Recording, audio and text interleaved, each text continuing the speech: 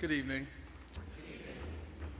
When the Reverend Rogers called me yesterday and asked me to speak, I didn't realize I'd be the only person in law enforcement speaking and essentially expressing the feelings that law enforcement officers have all over the place.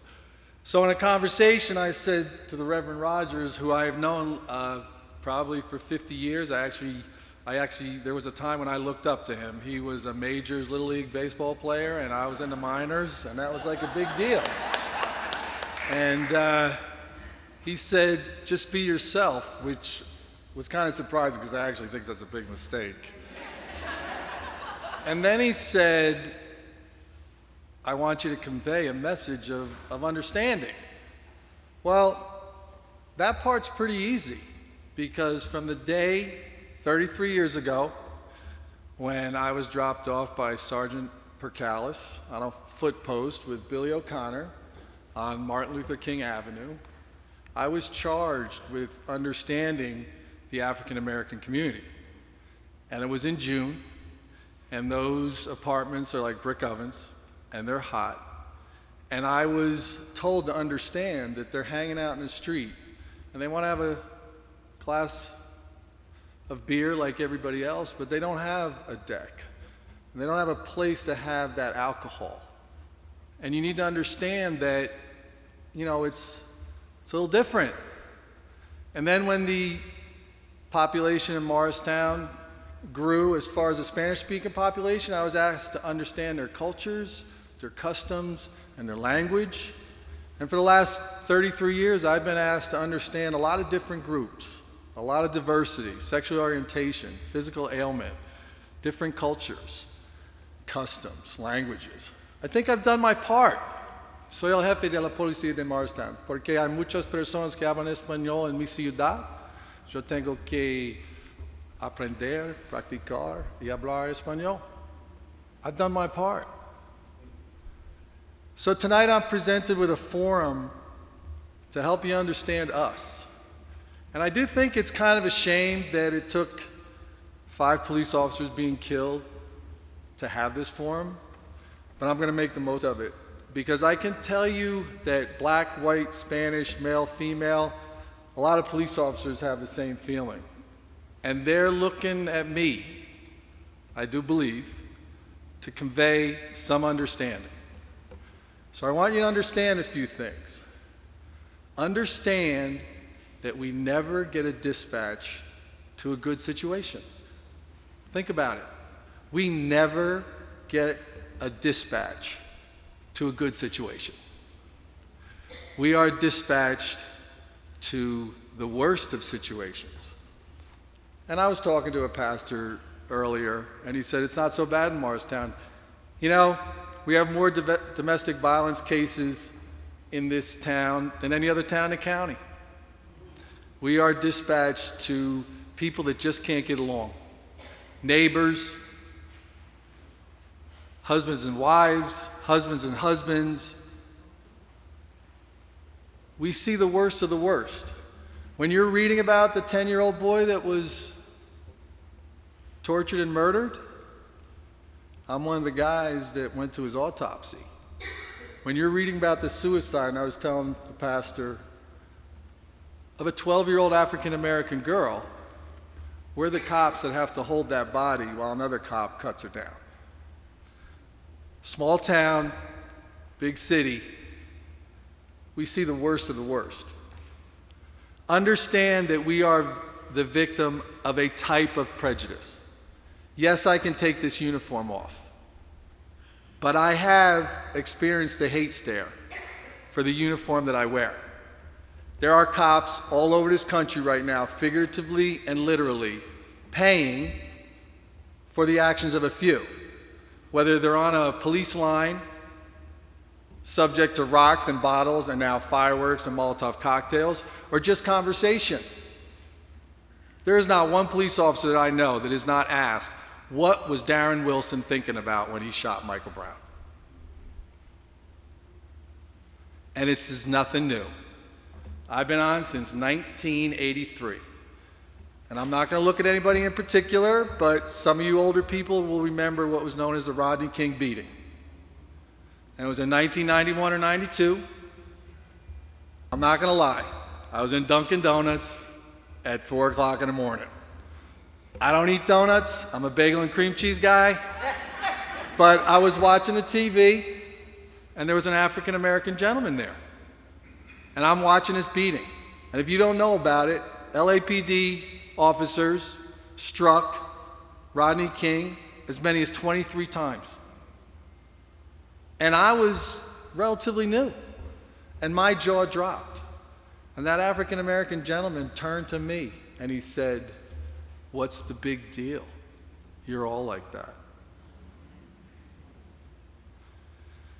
Understand that in the same way, and I've read articles, and I'm a sensitive guy, and I've read articles about African-American women that are afraid to send their sons especially out because of the fear of running into the police.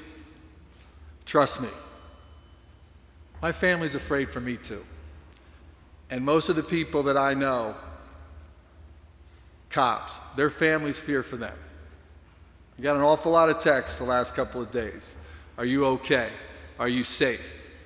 Because cop families know there's just not 5 cops that get killed. It's a cop almost every day. Understand that we bring a gun to every fight. And the reason why that's important is because we are very cognizant of the fact that as many cops get killed with their own guns as with others. So we think about the possibility, and there is not one cop, not those 2 guys who've been on less than 5 years, nor me, who's not had someone try to take their gun out of my holster. So in those situations, we're fighting for our lives. Small town, big city, happens everywhere. Understand, and the Dallas police chief put it the most eloquently, but he's not the first to say it. Understand that we are charged with curing all of the social ills that no one else can figure out. Understand the diversity of what we have to deal with. On one side of my belt, if I carry a full-duty belt, I have Narcan to save the life of someone on a heroin overdose. And I have a tourniquet now because of the Boston bombings and how many people were saved with tourniquets, and the Philadelphia cop that was shot and applied a tourniquet himself. That's what I have on one side of my belt. And on this side, I have a gun. Understand that we have to train for every eventuality. The next September 11th, or San Bernardino, or Sandy Hook. We have to chase criminals and dogs, and the person who let their dog poop on the other person's property. We get all those calls. So now we have an understanding of each other. What's the answer? I consider myself a student of policing. It's all I know, 33 years. I wasn't going to make the Yankees, so I had to make the best of this. I consider myself a student of policing. And I have a couple answers for you, and I have a couple of challenges for you. We need to do things a little bit differently. Maybe it's not such a good idea to send the men and women with guns, like they did in New York City, to address a gentleman that's selling illegal cigarettes. Maybe we should not send the men and women with guns to a guy selling CDs.